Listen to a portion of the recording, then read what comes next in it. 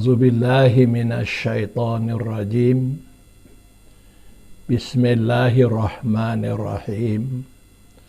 Alhamdulillahi rabbil alamin. Wa bihi nasta'in ala umuri dunya waddin. Wassalatu wassalamu ala rasulihil karim wa ala alihi wa ashabihi ajma'in. Asyhadu an la ilaha illallah wahdahu la syarikalah wa asyhadu anna Muhammadan abduhu wa rasuluh. Rabbi syrah li sadri wa yassir li amri wahlul 'uqdatam min lisani yafqahu qawli. Sebelum kita melanjutkan pengajian, mari kita istighfar, mohon kepada Allah Subhanahu wa taala semoga segala dosa-dosa kita yang telah berlalu diampuni oleh Allah Subhanahu wa taala. Kemudian istighfar, berselawat, tawassul kepada Nabi kita Muhammad sallallahu alaihi wasallam. Semoga kita mendapat syafaatnya di yaumil akhir nanti. Kemudian membacakan Al-Quran suratul Fatihah, dihadiahkan pahalanya kepada segala guru-guru kita yang telah terdahulu. Mari kita mulai dengan ta'awudzu basmalah. Kemudian lanjutkan istighfar. A'udzu billahi minasyaitonir rajim. Bismillahirrahmanirrahim. Alhamdulillahi rabbil alamin. Ar-Rahmanir Rahim. Malik yaumiddin. Iyyaka na'budu wa iyyaka nasta'in. Ihdinas siratal mustaqim. Siratal ladzina an'amta 'alaihim ghairil maghdubi 'alaihim waladdallin. Amin. Alhamdulillah, puji syukur kita panjatkan kehadirat Allah Subhanahu wa taala. Salawat bersalam kita pohonkan ke arwah junjungan kita Nabi besar Muhammad sallallahu alaihi wasallam. Kita nan dari Bekasi, waktu kira-kira lebih kurang sebulan lalu telah datang kemari, telah mengaji, yaitu sesuai dengan tata cara dalam tarikat. Kalau kita nanam wajarkan tentu tarikat Syatariah didahului yaitu dengan berbai'ah. Alhamdulillah, satu kali mengaji itu satu malam kita telah melaksanakan bai'ah. Kemudian tentu kini kelanjutan, tentu tidak cukup itu saja. Kalau itu bai'ah itu kan sebagai pintu masuk. Setiap tarikat kalau kita masuki, yaitu diawali dengan berbai'ah dengan guru, dengan mursyid. Kemudian selanjutnya tentu yaitu mengaji, yaitu mengambil ilmu untuk diamalkan untuk bekal di hari akhirat nanti. Ilmu bahwa bagi kita disuruh menuntut ilmu, mempelajari ilmu. Sesuai dengan sabda Nabi sallallahu alaihi wasallam, talabul ilmi faridatun alal kullil muslimin wal muslimat. Menuntut ilmu hukumnya fardu ain bagi tiap-tiap orang muslim laki-laki dan muslim perempuan. Kemudian batas jauhnya menuntut ilmu tadi yaitu tidak terbatas. Sebagaimana dikatakan Nabi, utlubul ilma walau fisin. Tuntulah ilmu itu walaupun adanya di negara Cina. Wajib menuntut, wajib menjalankan, berjalan ke tempat guru mengajar tadi. batas waktunya tidak ada. Yaitu kata Nabi, utlubul ilma mahdi ila lahdi. Tuntutlah ilmu semenjak dari turun dari hayunan sampai masuk ke liang lahat. Tujuan turun dari hayunan tentu tidak mungkin, begitu turun dari hayunan masih kanak-kanak itu tidak mungkin. Sengajanya sesudah bisa, yaitu lah balik dan berakal. Maka wajib mencari ilmu, mencari guru untuk mengajarkan ilmu.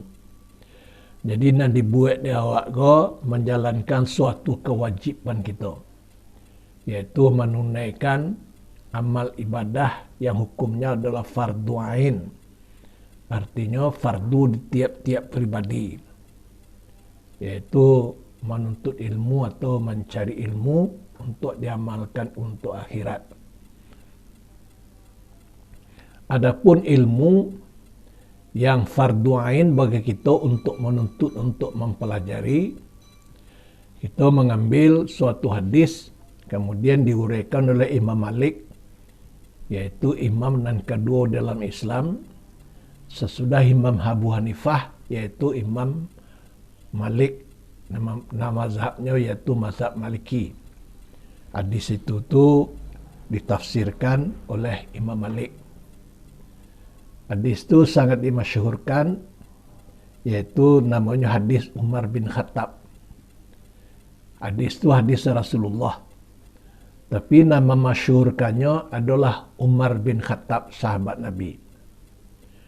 Kata Umar dalam bahasa kitanya, pada suatu waktu kami duduk di masjid bersama-sama dengan Rasulullah sallallahu alaihi wasallam. Jadi buruk baik datang dari Allah. Bagaimana menyikapinya? Ya. Nah, lanjut dulu. Jadi apa tadi? Antuk minu. Nah, billah. Iman adalah, kalau tadi sholat apa? Tiang agama. Sholat adalah tiang Iman adalah atapnya dan dinding daripada Islam, dari agama. Kalau tiang tidak beres, rumah tidak akan tahan lama. Rancakna tiangnya atau tidak lo selama iman dak. Iman cuma di bibir. Ya. Iman letaknya iman? Kalau iman syariat di bibir. Jadi cuma di bibir sama sekali. Oh, ada. Magagili. Bibirnya ucapkan la ilaha, tapi hati tabang tak sama-sama. Tapi nak sedonya ada sebagian kecil banget tadi ya. Bacanya enggak itu jadi loh. Tapi tidak ditasdiqkan. Manusia ada jasad. Di dalam jasad ada hati sanubari. Nih, ya. Ada hati sanubari ini dari mulai lingkaran ini. Inilah yang ada hadis Rasulullah. Apa di kitab Ihya saya baca, apa di Irsyad saya juga lupa itu. Inna fi jasadi bini Adam mudghah. Di dalam jasad ada anak Adam dinamakan mudghah. Mudghah tadi bahasa Arab, bahasa Indonesianya daging bukan, darah pun bukan. Inna fi jasadi bini Adam mudghah. Iza saluhat la sayyidul badan, fa iza fasadat fasadlah sayyidul badan. Apabila hati tadi bersih, muncul apa? Mulut manih kucing dan murah, murah panggala jaga lalu. Alu tertarung patah tiga, samut terpijak tidak mati hidupnya. Oh itu kabar sabanan lalu. Iya tak kabar sabanan lalu. Jika berjalan nanti ganjul lalai, alu tertarung patah tiga, sama yang tak jahin nak mati. Oh ya lama dah. Salah ini. Mulut manis kucing dan murah. Nah, itu siapa? Kalbu yang bersih, sumber bahagia. Jiwa merana sumber sengketa. Hidup di dunia tidaklah lama. Bagaikan musyafir yang singgah. Iman letaknya di dalam hati yang paling dalam. Ya. Di dalam ilmu ma'rifat dinamakan syir amdun zat atau syirullah. Bila lah ketemu ada Rasulullah tu. Kan ada wasit mana kapajarnya kapajar tu serikat buat tu. Jadi jadilah daripada nasir ya dah. Jadi ada hadis Rasulullah, inna fi jasadi bini adam mudghah idza salat salah syairul badan fa idza fasadat fasadlah syairul badan. Jadi kunci kenikmatan di sini. Iman letaknya di dalam hati. Makanya tiang agama adalah salat. Kunci surga. Pertama salat, yang kedua zikir. Jadi kalau tiangnya adalah salat, as-salatu imaduddin. Dan selanjutnya banyak hadis itu. Ustaz apa tu? Ya. Tapi atapnya iman. Kalau imannya bocor lu bagati. Mancuru jadi Islam intinya. Jadi atap daripada Islam adalah iman. Dindingnya adalah Islam. Lantainya apa? Iman, Islam, tauhid dan ma'rifah. Pagarnya apa?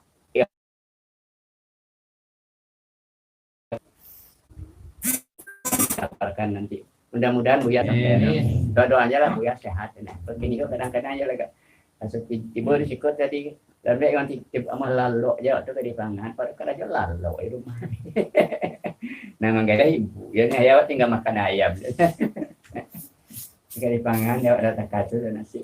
Alhamdulillah. Masih dia juga suara. Modal suara aja sekarang Ustaz. Otak udah nggak jalan banget. Di sini aja otak mana jalan-jalan. Jadi yang dinamakan tiang agama adalah sholat. Nah, kira-kira kita ini sholatnya sholat apa ini? Sholat syariat, sholat tarekat, sholat hakikat, sholat pembahasan dari mana itu? Ketahui sedikit-sedikit saja ya. Sholat syariat itu mempelajari bacaan. Tapi kalau orang sholat syariat, makhrajnya, panjang pendeknya dilanya jadinya. Lebih-lebih orang piamaan cigin dia sembahyangnya. Bismillahirrahmanirrahim. Alhamdulillah ya na'budu ya nasta'inu syaratan mustaqiim.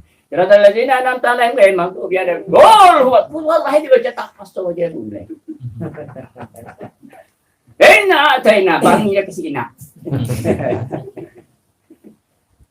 Ya itu tapi dia kalau ada Tuhan itu mata kartu lo kada pede awak kayak teman. Tapi tidak jadi kunci sarugo dah. Bab dadono sarugo kunci dah beres, susah masuknya nanti. Dari tolong ada Rasulullah dengan syafaat Rasulullah baru kita bisa terbuka kunci nanti. Kalau tidak dari ko aja datang malaikat luar tu. Maka kunci sarugo wah tempang bagi dia kau.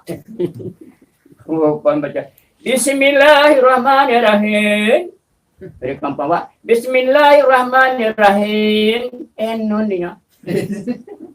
Kalau membaca bismillah itu jangan bisa elok nanya. Jangan bisi. Ya. Jaga harkat sini tuh. Ya. Bismillahirrahmanirrahim. Ya, kalau ada minta tahu gitu. Bismillahirrahmanirrahim. Nak kecil malaikat. Peninggalan Hindu lain daerah Pariaman atau Tabui Pariaman waktu bulan Muharram. Itu kebudayaan Hindu. Cuman inilah diambil untuk tradisi. Arti tradisi kau bukan siapa? Tradisi itu lah di Besuan menurut adat Minang. Tak itu dia ni. Lah di Besuan. Jadi tradisi tu boy. Ndak lo kamu Hindu gitu dah. Cuma tradisi Hindu tak katu dulu. Di daerah Minang ndak ada candi dah. Kenapa ada? Tabui. Tu buktinya tu bahasa Hindu di daerah Minang tu dulu. Kalau Hindu tu mirip dengan Islam. Mirip ke bang itu? hampir sama, cuma apa bedanya Nabi itu rendah diakuinya, itu bedanya tuh. Tuhannya lain, cuman Tuhannya banyak. Tuhan Siwa, Tuhan Brahma, Tuhan lain. Banyak macam Tuhannya. Nyoleh ke Tuhan dan percaya kepada orang gaib. Hindu ke percaya kepada orang gaib. Kalau Kristen tak percaya kepada orang gaib dah. Kalau Hindu percaya.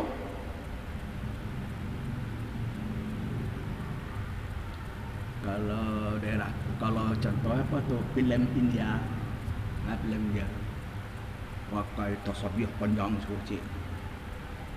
Tu apa cara itu? Kalau ucapan apa? Amitabha. Itu India, itu Hindu. Jadi punya beramal. Model awak Islam kolonya beramal, cuma ya pegangannya tidak ada nang tanggung jawab karena Nabi tidak diakuinya itu ini tu. Kalau awak Nabi diakui, pegang awak ada beramal nak talaki. Di sini aja salah awaknya. Kaya terkata nak pegang awak ada, amalan ada, cuma bah. Baramal indak talaki seolah-olah nanamal ko ndak ada pagumo gaso itu. Apa putih labih paralu dewa kapasa pada baramal nak. Daya. Dia diakui tak diakui memang kenyataannya tak itu bah maganya. Labih paralu dewa dunia koko pada amal. Padahal yang tak bisa manfaat untuk diri awak nanti di yaumil masyar adalah amal ibadah dan zikirullah. Iku bana dewa nang kurang. Nah, kita terina. Nogarie Pariangan Padang Panjang. Kalau daerah Pariangan koko ke stad ditentu dari selana. Pariangan itu tahu nak. Sebab kampung Oh, kampung naik. Itulah Pariangan Padang Panjang. Itulah asal beliau.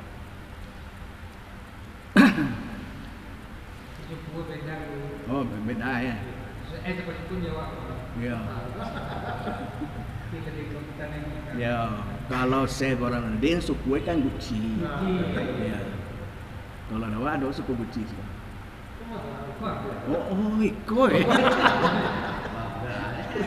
Ini bangkanya. Oh iya, ayah suku Gucci.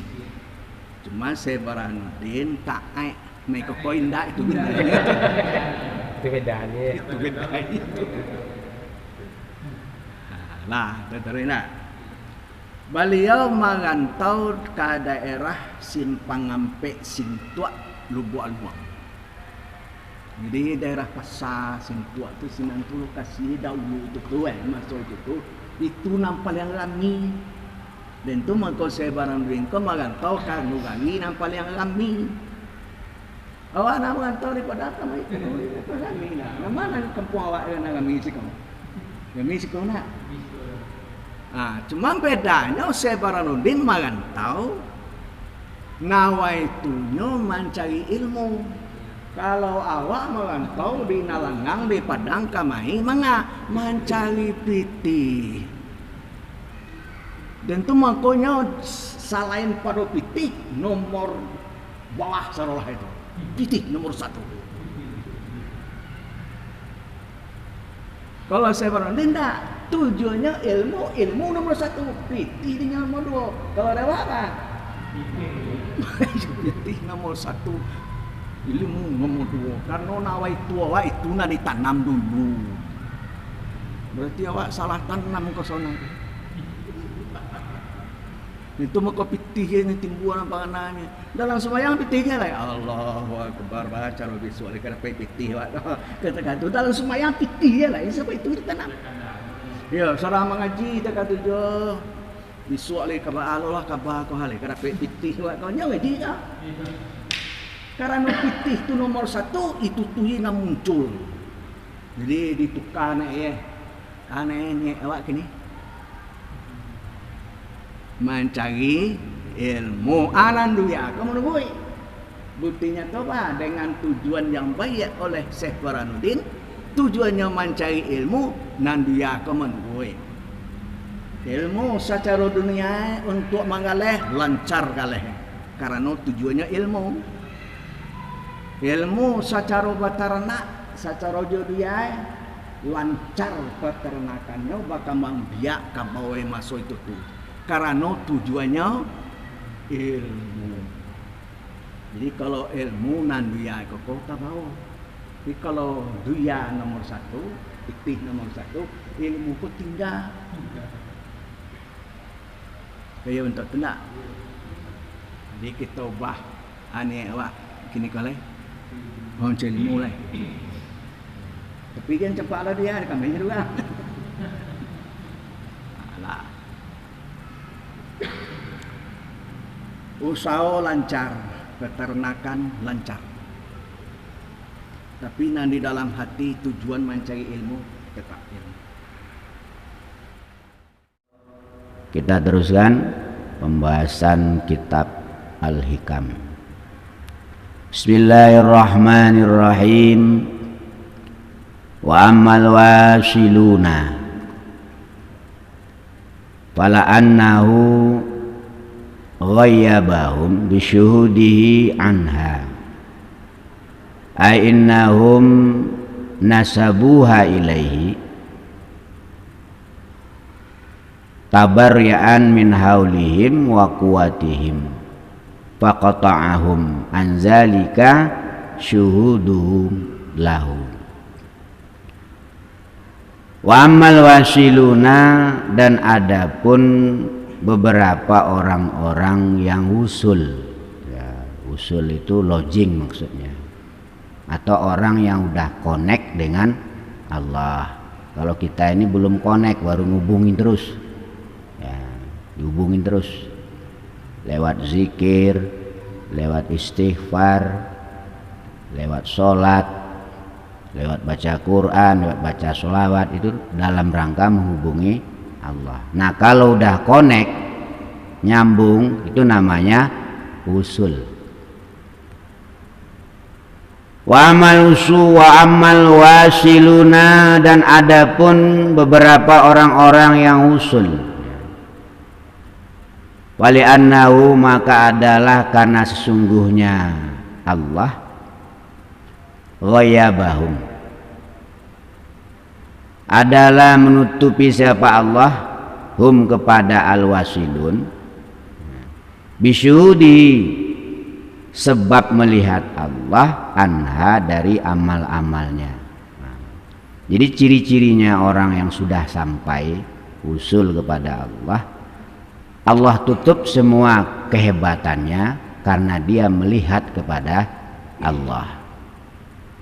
Dia udah nggak merasa hebat, udah nggak merasa pinter ya, yang alim udah nggak merasa alim, yang hafal dalil udah nggak merasa hafal dalil, yang gagah udah nggak merasa gagah, yang punya kekuasaan pangkat sudah nggak merasa punya pangkat, yang kaya udah nggak merasa punya kekayaan. Kenapa? Karena ditutup oleh Allah, sebab dia melihat Allah. Ini yang dikatakan al-wasiluna, atau orang-orang yang sudah sampai kepada maqam ma'rifat billah. Nah kalau orang di bawah itu pasti dia lihat dirinya. Kalau yang hebat saya, yang pinter saya. Dia selalu haus pengakuan makhluk. Ciri-cirinya apa? Sama'ah, atau bahasanya sum'ah. Sum'ah itu apa? Mencerita-ceritakan prestasinya sama orang lain ya. Mencerita-ceritakan keberhasilannya kepada orang lain, dengan maksud dan tujuan pertama supaya dia dapat pengakuan bahwa dia sukses, hebat, top. Yang kedua, dia ingin mendapatkan pujian atau acungan jempol. hebat gitu. Kalau diacungin jempol tuh semangatnya naik. Ya. Itu berarti belum sampai. Ai innahum, jalannya sesungguhnya wasilun tadi. Nasabuha adalah membangsakan siapa Allah kepada siapa wasilun tadi ya, ha kepada amal, ilaihi kepada Allah. Jadi orang-orang yang udah sampai segala sesuatunya itu dipulangkannya kepada Allah. Kalau yang kaya Allah, yang pinter Allah, yang kuasa Allah. Dia nggak merasa lagi punya apa-apa, dia kembalikan langsung kepada Allah. Jadi nggak ada perasaan macam-macam dalam hatinya. Karena salah satu perasaan yang berbahaya itu ya, jadi penyakit hati itu ada 10 yang berbahaya. Kenapa kita sholat nggak bisa khusyuk? Kenapa hati kita selalu gundah gulana, galau kacau bergalau? Karena ada 10 virus yang ada dalam hati kita yang nggak kita bersihkan. Pertama apa? Kizbun, pembohong. Kita sering mau ngomong bohong. Padahal kizbun itu humul khaba'is. Bohong itu adalah mboane dosa. Jadi indu angkangnya dosa itu adalah bohong. Kebohongan yang satu akan melahirkan kebohongan-kebohongan selanjutnya. Contoh, seorang anak sekolah datang terlambat di sekolahnya. Ditanya sama gurunya, "Mengapa kamu terlambat?" "Ban sepeda saya kempes, Bu." Bohong lagi dia pertama, padahal nggak kempes. Terus kempesnya di mana? Nah, terpaksa bohong lagi. Di dekat lampu merah, Bu. Terus setelah kempes, kamu bawa kemana? Bohong lagi. Ke bengkel, Bu. Ke bengkel yang mana? Bohong lagi, bohong terus ya. Jadi kalau sesuatu itu udah dimulai dengan kebohongan, maka selanjutnya terus bohong dan bohong. Itu maksudnya al-kizbu itu adalah humul khaba'is. Maksudnya apa? Bohong itu, dusta itu adalah induk dari segala kemaksiatan. Nah ini kalau ada bohong dalam hati kita nggak bisa tenang, sholat nggak bisa khusyuk.